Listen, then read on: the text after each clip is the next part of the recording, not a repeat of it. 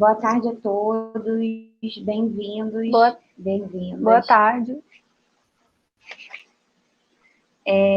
Nós estamos aqui em mais uma edição da nossa Semana de Biologia da Universidade Veiga de Almeida, no estado do Rio de Janeiro.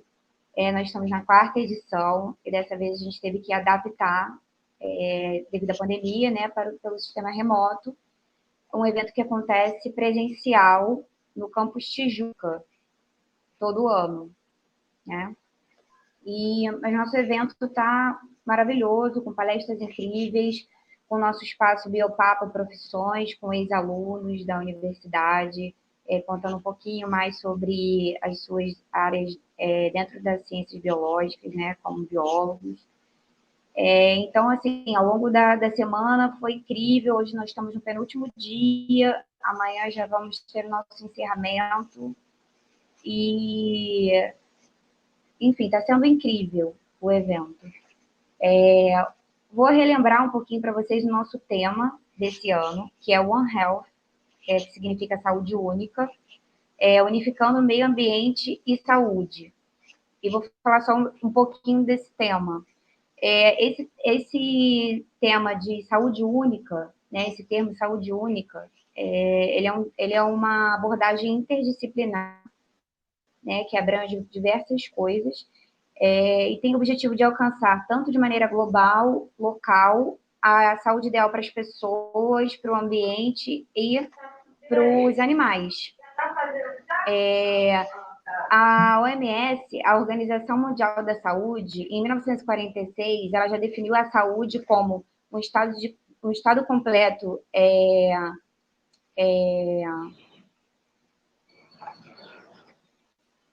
um estado de completo estado físico, mental e social, bem-estar, não apenas da ausência de doença ou enfermidade.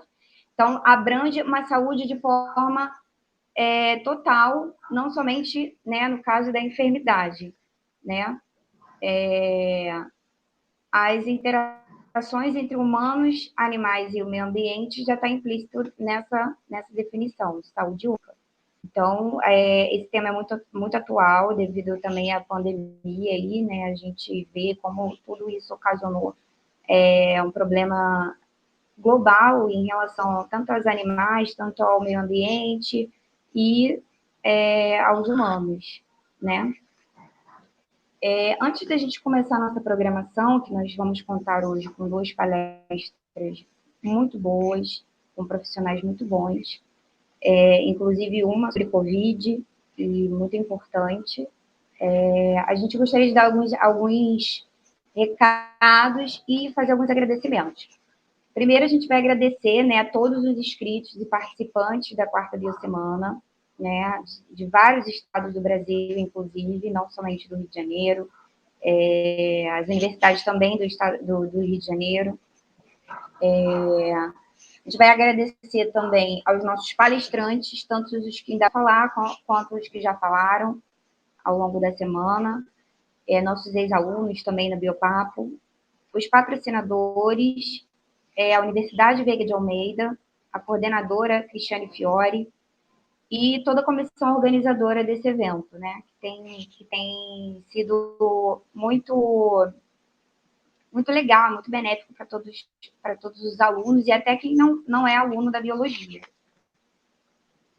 Hoje, especificamente, a gente vai falar sobre um dos patrocinadores, que é o Projeto Cavalos do Mar, que ele é a mesma criadora, né, a mesma idealizadora desse projeto, é a Suzana também, né, que é uma das idealizadoras também do Natural Aulas, que é o nosso outro parceiro. E o Cavalos do Mar é um projeto que tem como principal objetivo auxiliar na proteção de cavalos marinhos e peixes cachimbo. Eles atuam também realizando pesquisas no intuito de fazer diversas divulgações científicas e promover a educação ambiental. Então, se vocês quiserem saber um pouquinho mais sobre o projeto, lá tem a página no Instagram, @cavalos_do_mar. Vai estar tudo na descrição do vídeo. Todos os nossos parceiros estão na descrição do vídeo, tá? Lembrando que a Emídio Ecológia, que é também nossa patrocinadora da Quarta Biosemana, ela disponibilizou um cupom de 15% de desconto durante a semana do evento para a gente estar comprando, né, os produtos da loja. É uma loja online, ela não tem site, mas ela está disponível na bio do Instagram, tá? @emídiaecologia. Também está tudo aqui na descrição, tá? Então, aproveite que amanhã é o último dia de cupom de desconto. Se vocês quiserem produtos sustentáveis, veganos e ecológicos, né? Outros patrocinadores ao longo da nossa Biosemana também, né?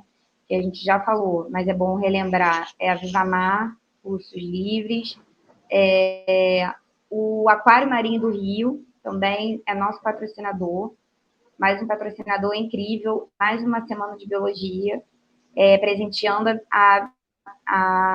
aos nossos participantes com 2 ingressos de entrada do Aquarrio, que vai ser sorteado amanhã, então não percam. Quem tiver inscrito e assinar a lista de presença vai concorrer a esses ingressos do Aquarrio, tá? Outros recados que a gente precisa dar antes de iniciar a nossa programação é a respeito dos certificados. Para você obter certificado, você precisa estar inscrito na Biosemana, você precisa preencher o formulário de presença em todas as palestras e biopapos, né? Na verdade, você precisa assistir pelo menos 13 horas, tanto de palestra quanto de biopapo. Então, não deixem de assinar a lista que vai passar no final das palestras, e do biopapo vai ficar aberta por 20 minutos, tá? Rebeca, você quer falar sobre um pouquinho sobre os palestrantes? Pode falar um pouquinho. Sobre o Thiago? Sim. Tiago, só o tema de hoje, que está bem E- interessante, bem legal.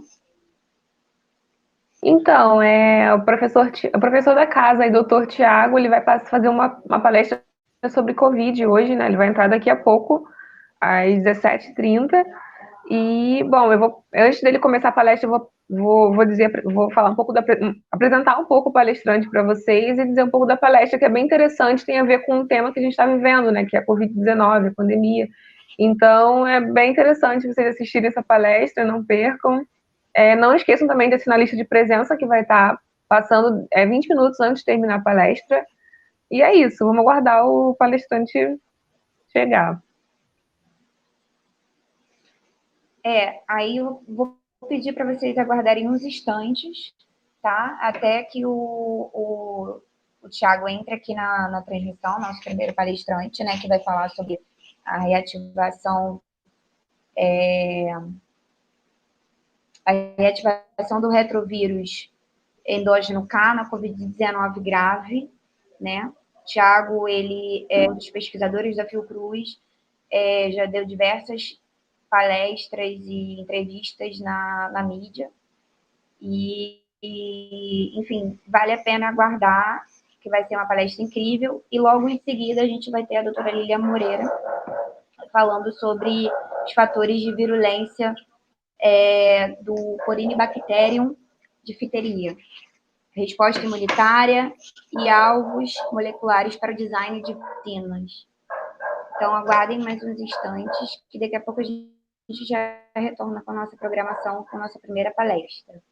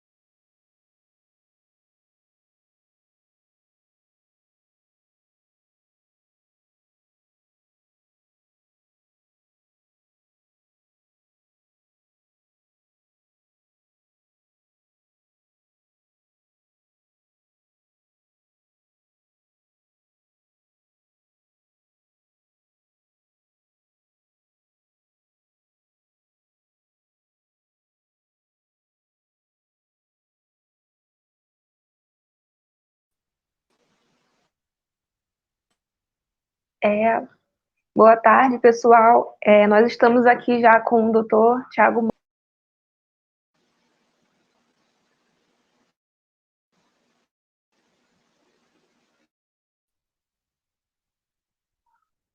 Boa tarde, pessoal. Vocês estão conseguindo meu? Gente, nós retornamos, a gente já vai dar início à nossa primeira palestra do dia.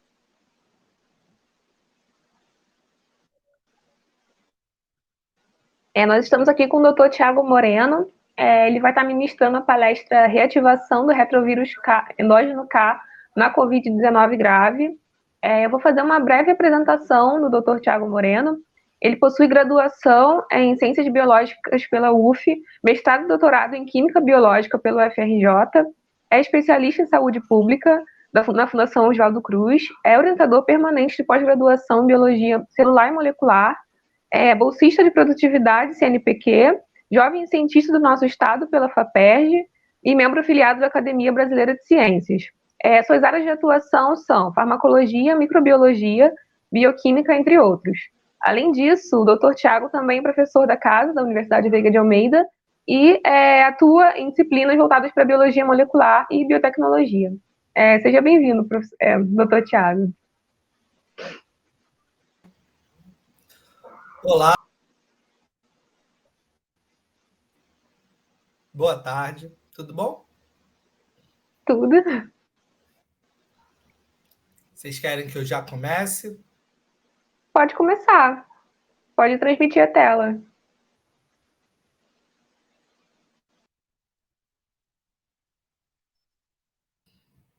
Pode transmitir a tela. Beleza, estou aqui subindo a tela. Tá bom, então. Vocês Vou já passar a palavra, conseguem então. ver a tela?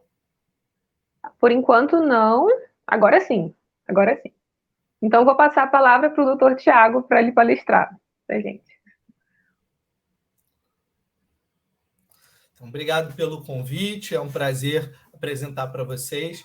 Eu vou mostrar esse assunto, a reativação do retrovírus endógeno K na Covid-19. Como já foi apresentado, não vou me detalhar muito mais, né? Meu nome é Tiago Moreno e nós vamos discutir hoje um pouco sobre a Covid-19, que traz aquela reflexão, né, se é apenas uma gripe e se gripe é algo simples e autolimitado. Às vezes a gente pensa que sim, porque boa parte dos casos de gripe causados pela influenza se resolvem sozinhos. Mesmo assim, muitas hospitalizações e mortes são geradas. E no caso da Covid-19, nós temos muitos indivíduos que não têm uma doença sintomatológica severa, tem uma doença relativamente branda, o que traz uma presunção de que é algo simples, quando, na verdade, para a saúde coletiva não é, né? Não é porque o que começa como uma gripe pode se tornar uma infecção do trato respiratório inferior, que é uma das principais causas de mortalidade nos países em desenvolvimento. E dentre os agentes etiológicos que causam, né, afetações do trato respiratório inferior, os coronavírus estão sempre presentes lá. E isso falando de coronavírus sazonais, numa situação pandêmica, isso aumenta em muito. Mas de onde que vêm esses coronavírus, né?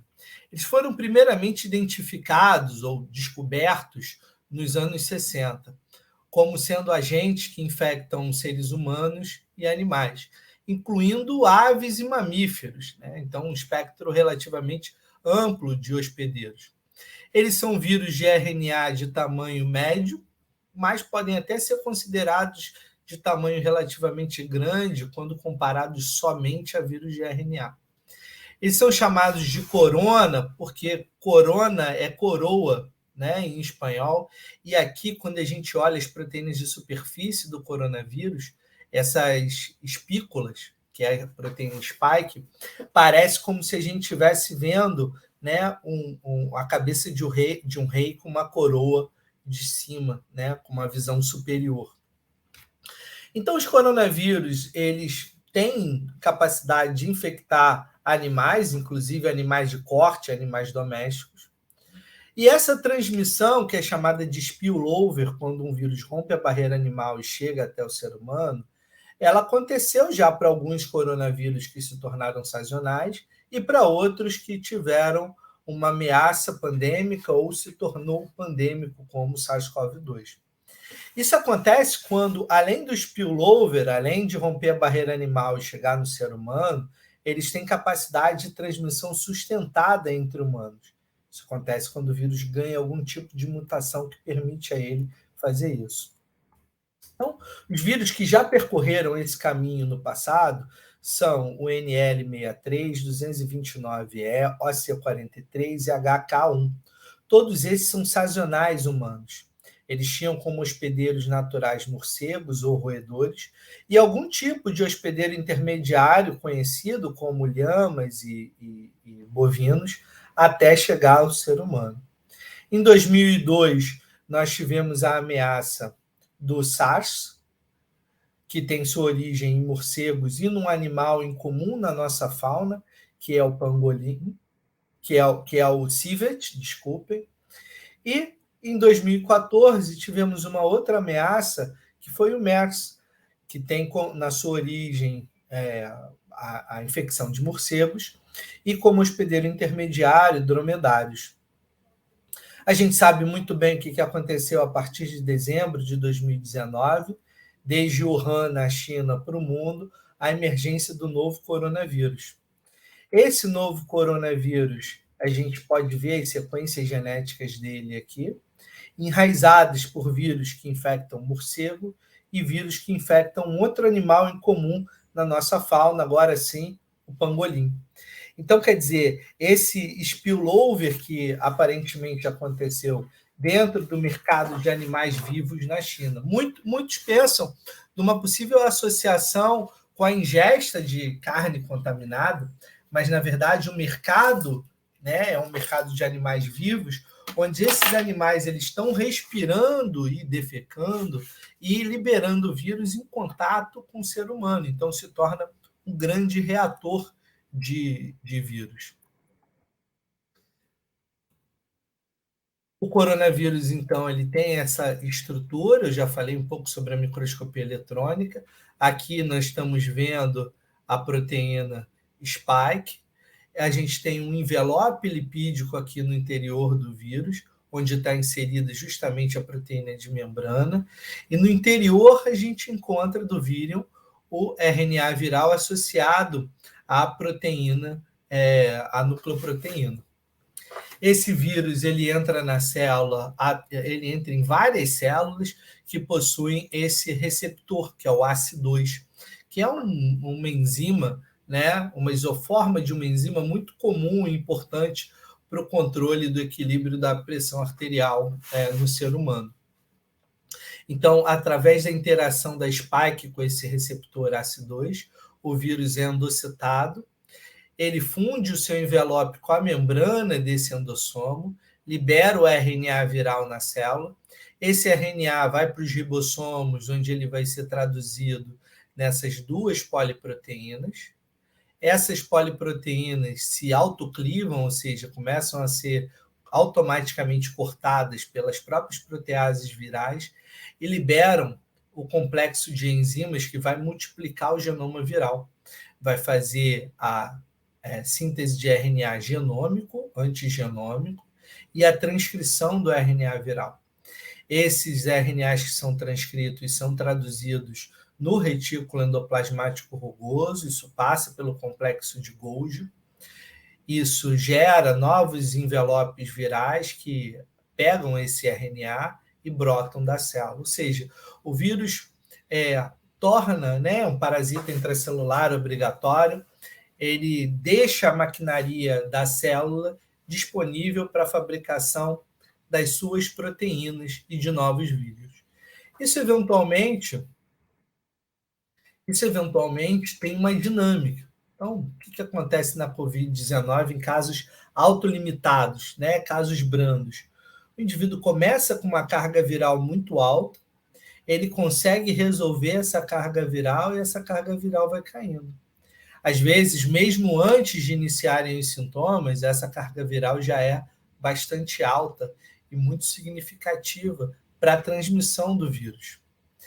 A gente vê aqui na linha azul o SARS-CoV-2 com a carga viral desde antes do início dos sintomas, quando o sujeito está pré-sintomático, transmitindo às vezes o vírus bem, sem nem perceber o que está acontecendo.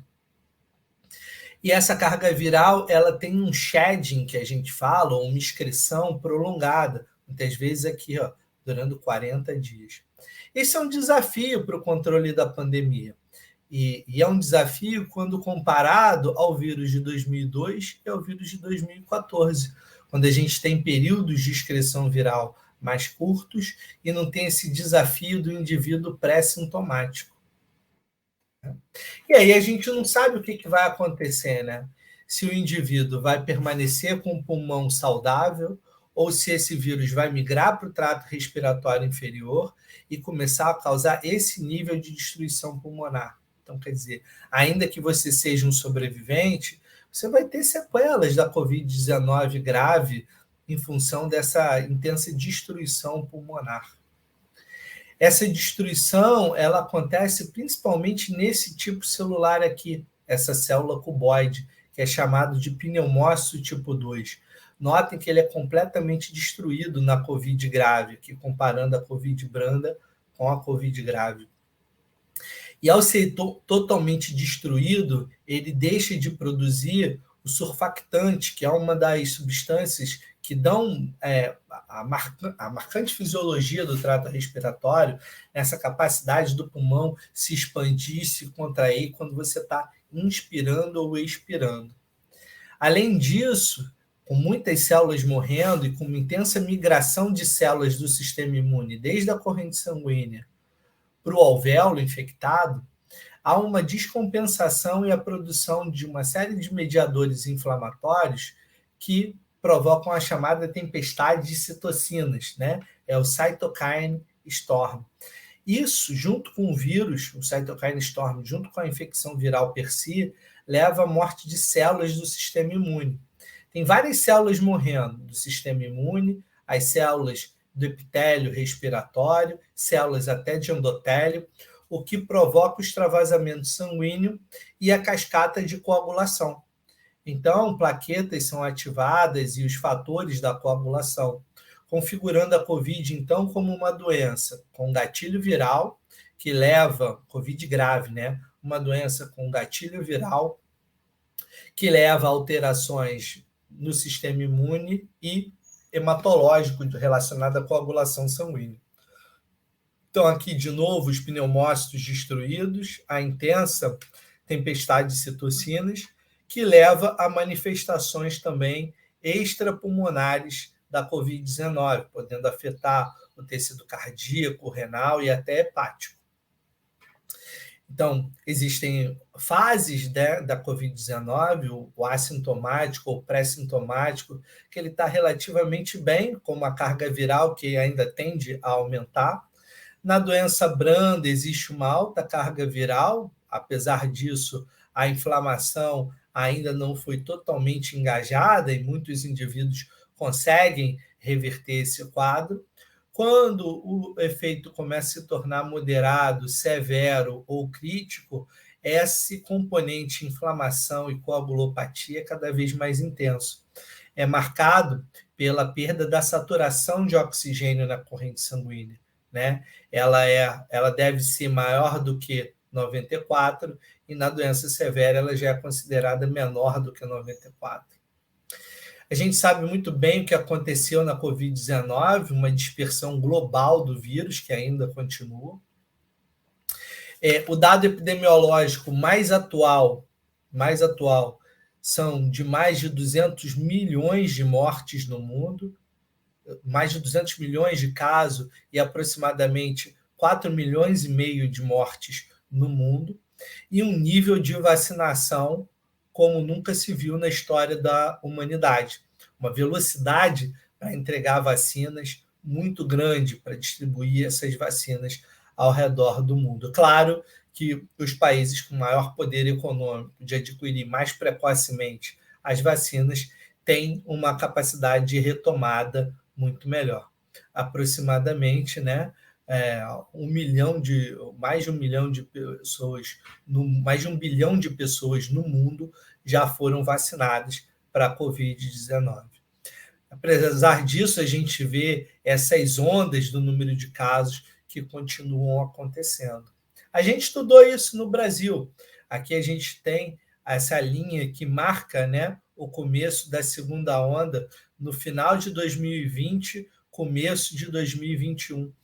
Essa daqui é a última semana de 2020, quando as variantes começam a aparecer, e são variantes que desafiam a saúde pública, porque elas aumentaram o número de casos, aumentaram o número de casos entre jovens, aumentaram a necessidade de ventilação invasiva e não invasiva, de suporte de oxigênio, e o número de admissões no hospital quando comparado à primeira onda. Então, se naquele final do ano a gente já achava que estava tudo muito difícil, ficou ainda pior, né, quando virou para 2021 em termos de variante. Então, quer dizer, desde que ele surgiu em dezembro até os momentos atuais, o vírus está em permanente evolução. Ele vai acumulando mutações no seu genoma nesse ritmo, né? Aproximadamente 25 mil substituições por ano no genoma. E junto com isso vão aleatoriamente surgindo as variantes. No mundo, há uma dominância atualmente da variante Delta, que é essa daqui, seguido da nossa variante P1, a variante brasileira, também conhecida como variante Gama. No mundo, essas são talvez as cepas mais preocupantes, as variantes mais preocupantes. O cenário do Brasil de 2021 há uma intensa dominação da variante Gama, que é a P1, a variante Zeta, que também é conhecida como P2, vocês devem ter escutado falar, teve uma participação importante, mas foi suplantada pela P1, e a gente vê agora já o aumento da variante Delta, do número de casos de variante Delta. Esse é um dado genômico, ele é relativamente atrasado em relação à circulação real do vírus, porque há um tempo de processamento dessas informações. Então, é possível que a gente tenha o dado contemporâneo já com uma participação maior da variante Delta no Brasil. Existem várias plataformas de vacina contra a Covid-19, né? A Coronavac, que vai usar o vírus inteiro inativado, e outras que tentam entregar a informação para que o próprio organismo do vacinado produza essa proteína daqui, que é a spike. Essa informação ela é entregue na forma de DNA, nas vacinas da Oxford, AstraZeneca, Janssen e Sputnik, e entregue na forma de RNA pela Pfizer e Moderna. Aliás, as vacinas da Pfizer e da Moderna são as mais imunogênicas. Com 2 doses, você produz títulos neutralizantes na ordem de grandeza de 10 à quarta, que para a Pfizer e para a Moderna. Mas, na presença de certos variantes, como o variante Gama, né, o brasileiro, e o sul-africano, que é o beta, a gente vê que há uma perda muito intensa dos títulos sorológicos, caindo aproximadamente 100 vezes. Então, isso mostra para a gente que os variantes eles acabam desafiando a disponibilidade, as vacinas e a resposta imune e requerem uma nova gestão de saúde pública, ou com a atualização das vacinas, ou com a adição de mais doses para conseguir atingir níveis de imunidade cada vez maiores. Qual foi a nossa pergunta, a nossa investigação que nos levou até o HERV-K? Tá? A gente estava muito curioso com o seguinte fato: a mortalidade da Covid-19, que é chamada de Case Fatality Ratio, então, se você pegar o número de mortes e dividir pelo número de casos, Para a população geral, a gente tem um número de 5%. Tá? Aproximadamente. Isso varia de país para país, de época da curva da pandemia. Mas se a gente fizer uma média grosseira, a gente vai ter mais ou menos isso, num cenário pré-vacinação. A mortalidade do indivíduo que chega na unidade de tratamento intensivo varia entre 30% e 80%. Ou seja, é uma mortalidade muito maior entre o indivíduo que está grave e a população geral. A pergunta é por quê? Né? Por quê? Então, tudo que eu falei até agora, que é a inflamação, a carga viral, os distúrbios da coagulação, eles ajudam a explicar como que o indivíduo da população geral progride para a gravidade. Mas fica a pergunta, dentre os indivíduos que estão muito graves, será que é possível achar algum tipo de indicador para eu tentar entender qual que tem mais chance de sobreviver ou qual que vai morrer e, em função disso, buscar alternativas de manejo e de manejo e de terapia? Então, o que eu vou mostrar para vocês é, primeiro, uma caracterização da população que foi estudada, o processo de descoberta de micro-organismos, de organismos transcricionalmente ativos, a confirmação do HERV-K e algumas associações. Então, primeiro, essa caracterização da população, né? A gente fez uma colaboração que envolvia a Fiocruz, o Hospital Estadual do Cérebro, Paulo Niemeyer, e a Rede D'Or. E com isso a gente teve acesso a 25 pacientes, todos eles em UTI, em ventilação mecânica. 10 desses indivíduos tiveram alta, 15 morreram, o que retoma uma taxa de mortalidade de 55%, então altíssimo. Tanto os indivíduos que sobreviveram quanto os que morreram, eles são comparados aqui em relação a diferentes parâmetros, tá?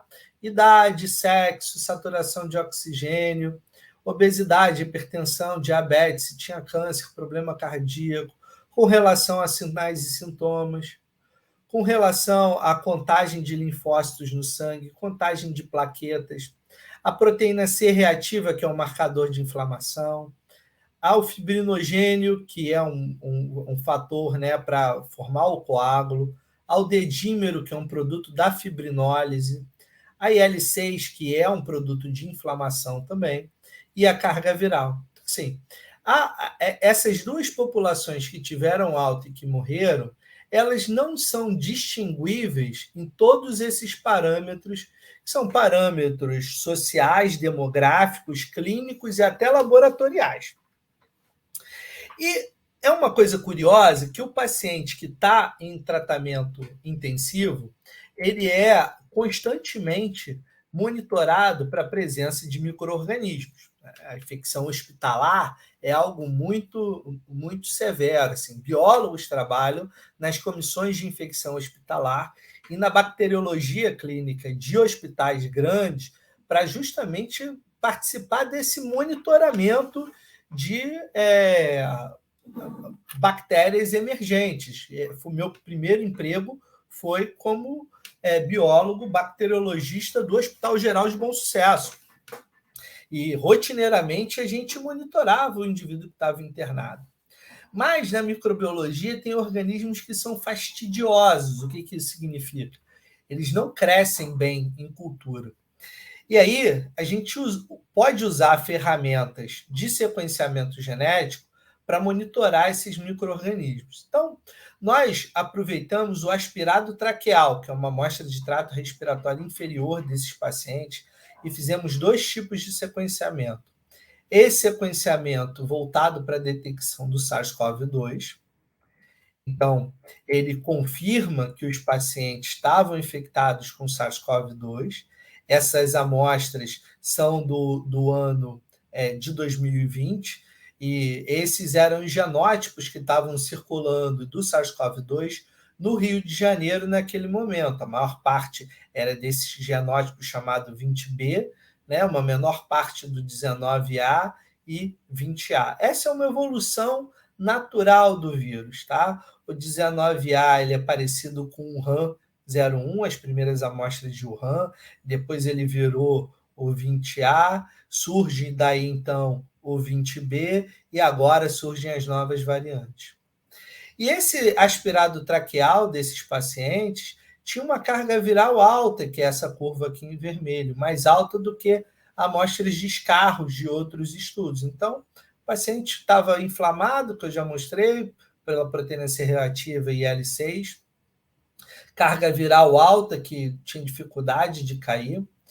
E aí a gente fez um outro processo de sequenciamento para buscar no aspirado traqueal outros micro-organismos. Em especial, a gente foi avaliar se tinha algum outro vírus nessas amostras. Então, a gente extraiu o RNA, a gente fez duas abordagens, uma que a gente elimina o RNA ribossomal da amostra e outra que não elimina, e fez um processo de sequenciamento de nova geração com uma tecnologia de nanobolas de DNA. E a gente achou o seguinte, olha só, do dado do sequenciamento total, a gente tinha aproximadamente 90% não era relacionado a nenhum vírus, então tinha bactérias, sequências do próprio hospedeiro ali, que é esse cinza, e 10% eram amostras virais. Dessas amostras virais, o que a gente encontra? Naturalmente, SARS-CoV-2, porque a maior parte dos pacientes tinha SARS-CoV-2, e o HERV-K, que é esse retrovírus endógeno K, aparece como sendo um hit muito importante. E alguns fagos, vírus que infectam bactérias. Quando que surge o HERV-K? O HERV-K, ele data a linhagem dos hominídeos. Então, aqui a gente vê o chimpanzé, nós temos aqui o Homo sapiens, e toda essa linhagem de hominídeos que deu origem ao ser humano, toda ela, na sua ancestralidade, possui HERV-K no seu genoma. O que aconteceu, né? Há 5 milhões de anos atrás, esse retrovírus matou boa parte dos progenitores dos hominídeos. Uma parte desses progenitores que foi resistente a essa morte passou a ter esse vírus integrado no seu genoma, e ele foi transmitido de geração em geração, de espécie para espécie, até chegar no Homo sapiens. Então, ele mostra que o nosso DNA é vivo e um arquivo de informação. E esse retrovírus endógeno K, ele parece estar reativado, ou alguns transcritos deles, pelo menos podendo para a gente chamar de biomarcador, em câncer, também associado com problemas imunológicos e até doenças neurológicas, né? E o que a gente observou? A gente foi quantificar a quantidade de HERV-K nessas amostras de aspirado traqueal. A gente observou que tanto os indivíduos que tiveram alta quanto os que morreram tiveram altos níveis de HERV-K, muito mais do que outros indivíduos que não tiveram Covid e tiveram amostra do trato respiratório inferior analisada. Cada bolinha dessas é um paciente. A gente vê que dentro dos indivíduos que morreram tem muita dispersão. Então a gente foi avaliar, será que quem tinha mais HERV-K morreu mais precocemente? E foi exatamente isso que a gente observou. Mais HERV-K nos indivíduos que morreram precocemente, com menos de 14 dias de Covid. O HERV-K ele tem uma estrutura similar à dos retrovírus, que são promotores, esse LTR, tá? E os genes estruturais dos retrovírus, GAG, PRO, que é uma protease, polimerase, que é a transcriptase reversa, e ENV, que é uma proteína de superfície, é uma proteína de envelope. E aí a gente quantificou cada um desses transcritos aqui, ó. E quanto mais intenso aqui, quanto mais vermelho, maior a quantidade. Notem que o aspirado traqueal dos indivíduos com Covid tem muito mais desses genes estruturais, que a gente chama aqui no meio, do que dos indivíduos que não tiveram Covid, ou dos casos brandos aqui no meio. Da onde que vem esse HERV-K, né? Aqui estão exemplos dos 22 cromossomos humanos e mais os cromossomos sexuais. Cada uma dessas bolinhas nos cromossomos humanos representa um ósseo, uma região onde se encontra algum tipo de HERV-K. Então, notem a quantidade de bolinhas, isso remete de novo a gente àquela reflexão sobre a linhagem dos hominídeos, como que essas linhagens foram infectadas e selecionadas por causa do HERV-K. Foi uma quantidade muito grande, né? Muito grande mesmo. E a gente conseguiu mapear cada região do cromossomo, de onde veio cada um dos HERV-Ks. E em muitos casos, como desse paciente 1 aqui, são diferentes regiões, diferentes cromossomos que levam à expressão do HERV-K, o que mostra que o SARS-CoV-2 está promovendo uma ativação gênica generalizada, uma transição de regiões de heterocromatina para eucromatina. E a gente foi fazer algumas confirmações. A primeira confirmação foi por proteômica. Então, nessa mesma amostra, a gente falou, será que tem proteínas do HERV-K também? E achou que sim. Achamos peptídeos para cada uma dessas regiões mapeadas aqui. Os peptídeos são assinalados em preto. A gente avaliou se os níveis de HERV-K estariam aumentados no aspirado traqueal e no plasma. E aqui a gente, então, tem o aspirado traqueal do plasma e o nível de HERV-K do aspirado traqueal e, desse lado, a quantidade de HERV-K no plasma por PCR. Essa linha aqui ela é inversamente proporcional. Esse número significa que quanto menor, tem mais HERV-K, tendo uma boa correlação com o nível no aspirado traqueal. No indivíduo que teve COVID grave, no plasma dele, mais HERV-K é detectado. E em monócitos humanos, quando a gente infecta esses monócitos com o SARS-CoV-2, também aparece o HERV-K, que é o que essa imagem mostra. Então, quer dizer, o HERV-K ele pode ser ativado pelo SARS-CoV-2. E a gente foi buscar possíveis associações. Então, a gente mediu mediadores inflamatórios, citocinas, no próprio aspirado traqueal, no sangue, fatores da coagulação e o perfil de ativação de várias células, monócitos, neutrófilos, células T, B e natural killer.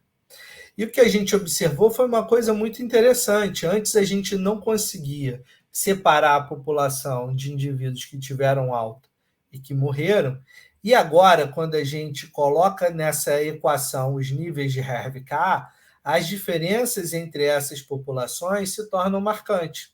Então, os níveis de L1-RA, que é um fator anti-inflamatório, aumentam no indivíduo que teve alta e diminuem no indivíduo que morreu por COVID em relação aos níveis de HERV-K. E L13, que também é regulatório, anti-inflamatório, não consegue estar aumentado nos indivíduos que morreram por causa da COVID em associação com HERV-K. E L17, que é pró-inflamatório, aumenta no indivíduo que morreu, que são as bolinhas vermelhas, em função dos níveis de HERV-K. Esses fatores, G, CSF e NGF, que são fatores de sobrevivência de células, caem em todos esses pacientes graves em função dos níveis de HERV-K. Edímero, que é um produto final do processo de coagulação e fibrinólise, está aumentado no indivíduo que morreu em relação aos níveis de HERV-K. Fator 5, que é um fator da cascata de coagulação, ele é mais consumido, ou seja, ele diminui em função dos níveis de HERV-K. Monócitos ativados, esse é um marcador de ativação, aumenta no indivíduo que morreu por SARS-CoV-2 em função dos níveis de HERV-K, e todos os pacientes apresentam um declínio de células que têm uma função antiviral, como a natural killer. A gente apresentou esses dados para publicação, eles ainda se encontram sob revisão, eles ainda se encontram under review, mas com um altíssimo interesse, esse número aqui indica um altíssimo interesse sobre o nosso estudo. Então, as nossas conclusões são que o HERV-K é ativado na COVID grave, promovendo o aumento da expressão diferencial desse retrovírus endógeno. a gente mostrou que o SARS-CoV-2 ativa o HERV-K, que o HERV-K se torna mais uma camada de evidência na associação com a coagulopatia e inflamação da COVID grave. Então, é um fator que acabou sendo descoberto pelo nosso grupo. Outros grupos internacionalmente também acharam não só o HERV-K, como outros retrovírus endógenos, e ele faz parte de uma espécie de enigma da evolução humana, que mostra que a gente ainda tem vírus endógenos prontos para serem reativados, dependendo da situação patológica no nosso organismo. Eu encerro, então, por aqui e quero agradecer a vocês pelo convite novamente. Obrigado.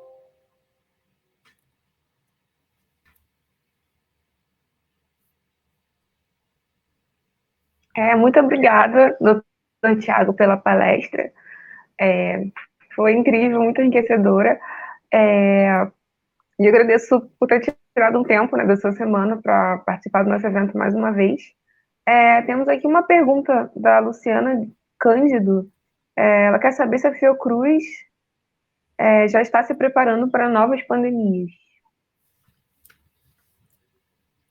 Esse processo ele é contínuo, né? Esse processo ele é contínuo e cada epidemia nos torna cada vez mais preparados para uma próxima. Então, o principal desafio, ou um dos principais desafios, está em correr na frente e não atrás do diagnóstico. Então, eu vou dar um exemplo para a Luciana, que serve para todo mundo, como que a área funciona, como que essa área de descoberta, de correr na frente de micro-organismos funciona. Então, o Brasil ele é hiperendêmico para dengue, sempre tivemos muitos casos de dengue. Quando chegou o Zika, os sinais e sintomas eram mais ou menos os mesmos. Então, as pessoas buscavam atendimento médico e elas tinham um diagnóstico negativo para dengue, mas ninguém falava o que elas tinham de verdade.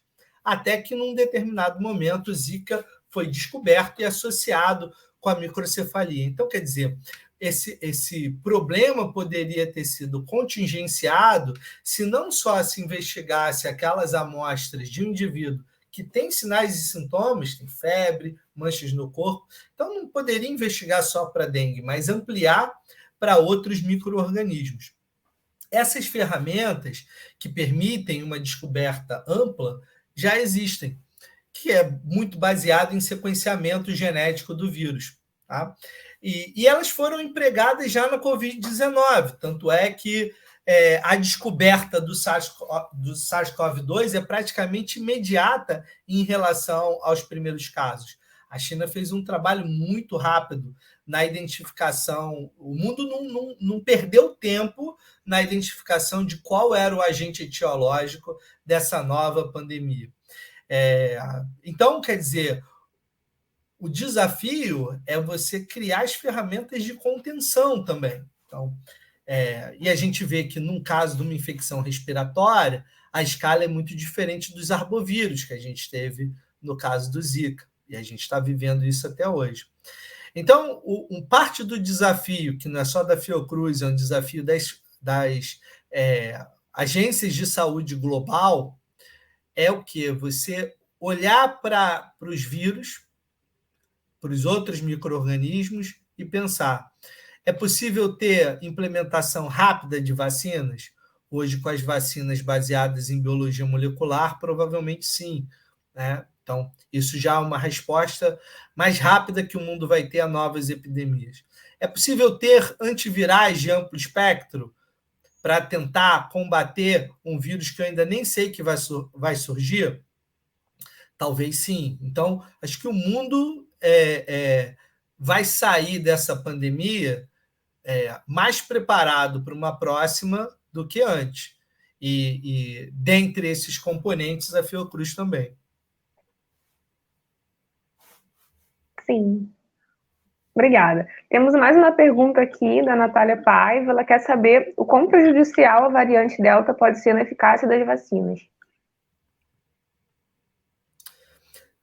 Vai reduzir a eficácia, isso está demonstrado, reduz a eficácia, Mas essa redução, ela não é individual, ela é coletiva. Então, o que isso quer dizer? A despeito disso, continua sendo importante tomar a vacina. O que a gente tem observado é que mesmo as pessoas que têm se contaminado com a variante Delta, mas que tomaram a vacina, têm um período de excreção de vírus muito mais curto. É muito mais rápida a negativação desse indivíduo do que aqueles 40 dias que eu estava mostrando lá. Então, isso já é um benefício, tanto para a saúde pública quanto para a saúde individual. Agora, você ter, quando eu falo que a gente tem um impacto mais coletivo do que individual, de repente, para você vai conseguir, para um indivíduo, você vai ter produzido, uma vez vacinado, anticorpos que conseguem atacar aquela proteína spike em diferentes regiões. E, mesmo tendo variante, não vai te atrapalhar. Mas outros seres humanos produzem anticorpos muito direcionados para uma ou outra região da spike. E para esses indivíduos, o surgimento de variantes faz mais efeito. Então, o que se observa é uma perda de eficácia em termos populacionais, mas não individual, né? Então, os indivíduos que respondem bem vão continuar respondendo. Alguns indivíduos vão ser colocados em risco. E daí surgem novas abordagens, tanto recomposição de vacinas acrescentando os variantes, ou adição de novas doses para que esses que produziram anticorpos muito específicos contra uma ou outra região que a variante escapa, possam produzir uma amplitude maior de anticorpos contra a proteína de superfície do coronavírus.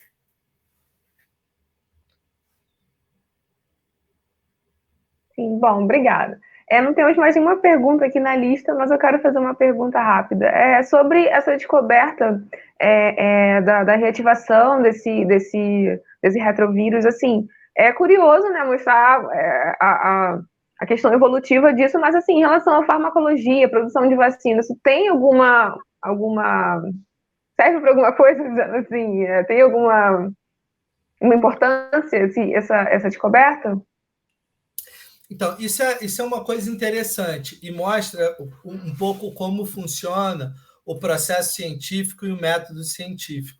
Então, e a palavra que a gente está utilizando, descoberta, ela é muito apropriada, porque é a partir do processo de descoberta que a gente pode interrogar, se perguntar outras coisas. Então, o caminho é exatamente esse. Então, por exemplo, o aumento do nível de HERV-K, ele se associa com IL-17. IL-17 é muito anti-inflamatório, é muito inflamatório, é muito pró-inflamatório. E existem tratamentos contra IL-17 que não são tão populares ainda na Covid-19. Então, talvez isso coloque um pouco de luz sobre esse campo e mostre que essa possível associação pode trazer novas evidências. O outro ponto é o fato dele estar aumentado em indivíduo que progrediu para a gravidade. Então, quer dizer, se eu quero fazer um reforço, né, de um estudo sobre aqueles indivíduos que têm mais chance de progredir para a gravidade, talvez o HERV-K possa ser esse fator. É claro que precisam de novos estudos para validação. E existem outros estudos também da utilização das drogas anti-HIV contra o HERV-K. Então, essa é mais uma alternativa que surge. Então, note que, a partir da descoberta, a gente pode começar a criar novas hipóteses e interrogar especificamente. Então, é muito natural, quando você vai conversar tanto com o aluno quanto com a imprensa, que haja um interesse pelo pulo do gato. Mas o que eu faço com essa informação? Sim. O que eu faço com essa informação? E, às vezes, o que você vai fazer com essa informação ainda não é algo prático, mas você vai poder formular uma nova hipótese porque você construiu mais um tijolo ou colocou mais uma tábua nessa ponte até te levar ao outro lado do conhecimento, sabe? Sim, entendi. Bom, muito obrigada, então. pela palestra incrível, pelo tempo que dedicou aqui nossa biosemana, e a gente agradece a participação. Muito obrigada. Obrigado. Obrigado.